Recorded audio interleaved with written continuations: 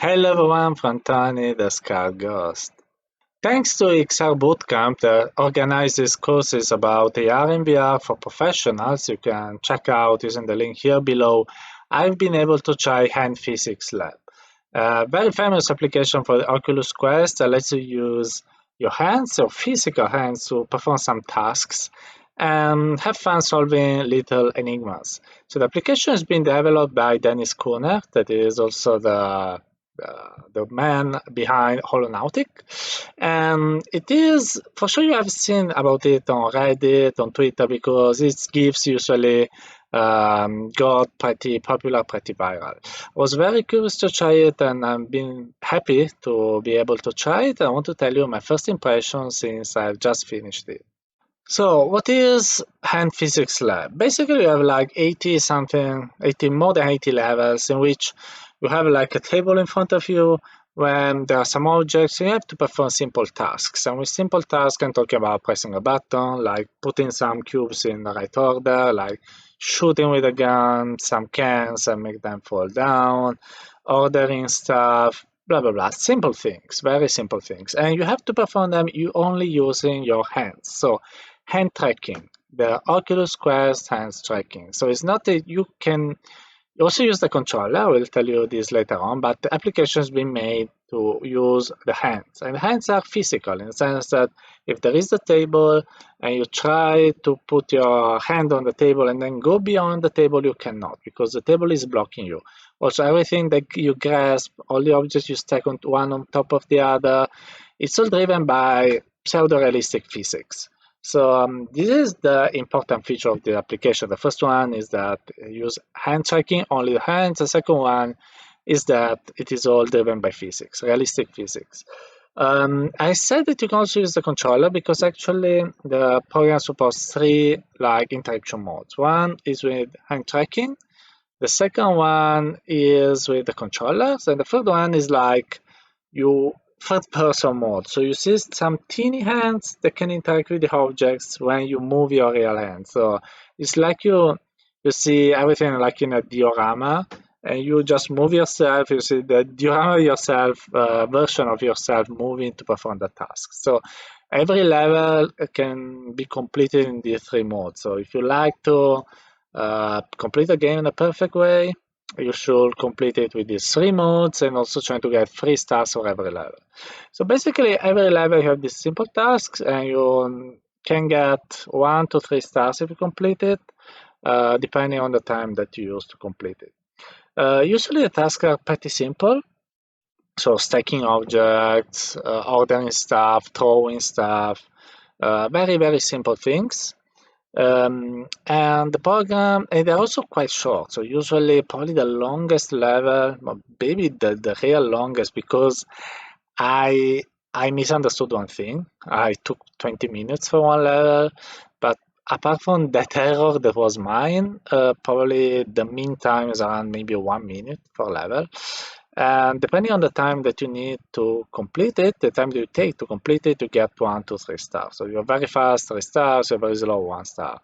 There are no other criteria to decide how you performed well. Um, Basically, this is the game. And you may wonder me how it is because if you have read the reviews on Road to VR and Upload VR, everyone highlights how the game may be frustrating because you know that Oculus Quest has a tracking of the hands that is still not perfect. I've tried one by Ultraleap, that probably is the best one in the market, and it is better than that. It's still not perfect. With the Quest 1 and Quest 2 also you have lots of misdetections. They don't detect the hands if they're one close to the other, blah blah blah. It's a big nuisance. So of course these interactions may be a problem, even if they're simple. And this is why journalists say that the game might be frustrating. It shows the future of hand tracking, the hand tracking interaction in games, but it's super frustrating. Upload journalists also said they had to complete one level absolutely with a controller because I was getting too frustrated using just the hands. Well, I think that probably this is not the right way to see this application. I mean, the game is absolutely all about the problems with hand striking. This is my way of seeing it. So let me just explain it a bit. My friend, colleague, it is my game designer Massimiliano Ariani, and me always talk about gaming, and VR and these kind of things. And he explained to me that a game is about setting some rules that make a task difficult, and you have to perform that task in this complicated way because of these rules, and this makes the game funny because it adds some complexity. So let's make an example. Golf. Why should you take, something, a bat made with iron, and use it to swing a little teeny ball, making it travel multiple times until you arrive to the hole? Shouldn't it be easier if you grab this ball and just put it in the hole? It will be much easier, if this is your purpose, just putting a ball inside a hole. But this is not the purpose. The purpose is playing a game, is having some difficulties, a challenge. And the challenge is the rules that you can't take the ball with your hand, but you can only use, the, I don't remember the name of the tool, sorry, now in English, that bat and swing the ball away until it arrives to the hole. So this is what gaming is about most of the times. I think that the rule, the difficulty, the challenge of Hand Physics Lab is doing everything with the quirky hand tracking of the Quest. Because if the hand tracking of the Quest was perfect, I think this game wouldn't be a game. It would be just a stupid sandbox because stack some cubes. Okay, 1, 2, 3, 4, finished. It's super simple task if controller works. Instead, so if you use the controller, you can finish every level in some seconds. It's too easy. Throw something. Okay, win. Thrown. And that's it. I mean, what will be the difficulty? What will be the game? Will be just a showcase of some physics of the hand.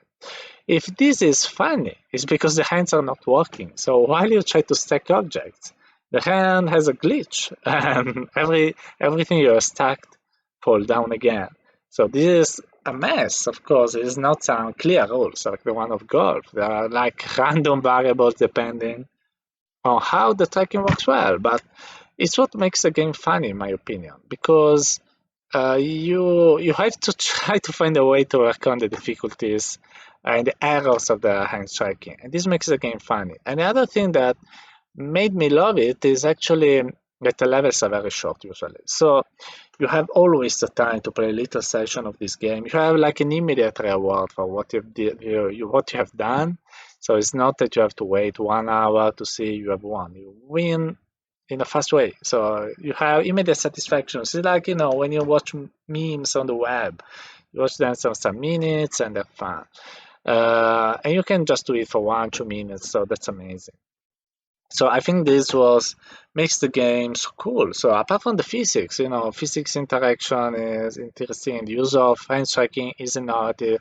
But what makes it fun is the difficulty of the hand tracking that makes you creative and try to find solutions that work, even if the tracking is super quirky, and that there are more than 80 levels are all very fast, and they're also original because there are different ways. Some you have to interact with objects, and some you have to order stuff, in others, throw things, blah blah blah. So this is what makes the game cool.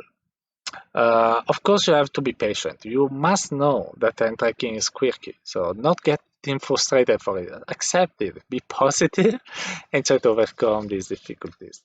What may be a bit weird, something that all journalists highlight, and I confirm, is that after you have played it for a long time, like half an hour, 1 hour, you have a weird sensation to your hand when you remove your headset because you are used to have these hands that are made like of rubber, because in the game you have like this sensation that you have like a rubber hands. I don't know how to explain it.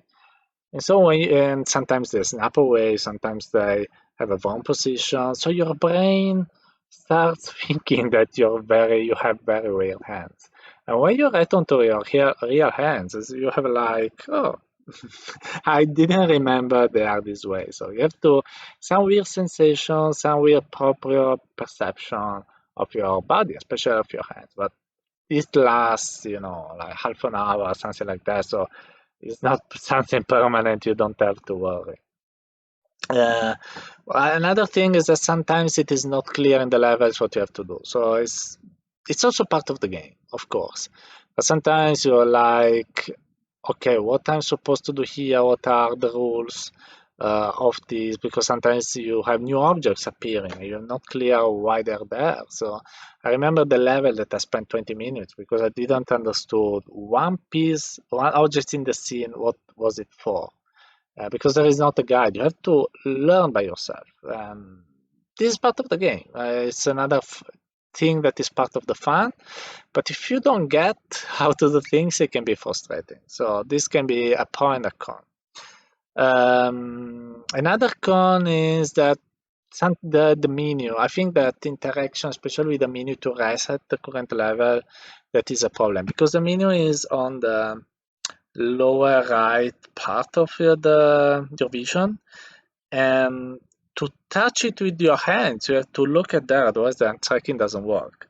But the reset also resets your visual, so you move your head to press the button and then the visual will rotate following the new position rotation of your head. So this is probably not that good. Also, Oculus during a long session, the Quest turned it off itself, probably because it wasn't detecting input from the controller, so it went off. It was a bug of the environment. So sometimes you may have this problem with the hand interactions, and it is not perfect in this sense. But I mean, in the end, I think it's not what ruins the experience for you. Regarding so the graphics is the typical style of this kind of experiences that Dennis has always done. So it's like cartoonish, it's like a bit in a like if you live in a comic. You may like it or not. For sure, it's ideal for the Quest where you can't run super complex graphics. I find it pretty funny and it's coherent with the music that is also quite funny as well.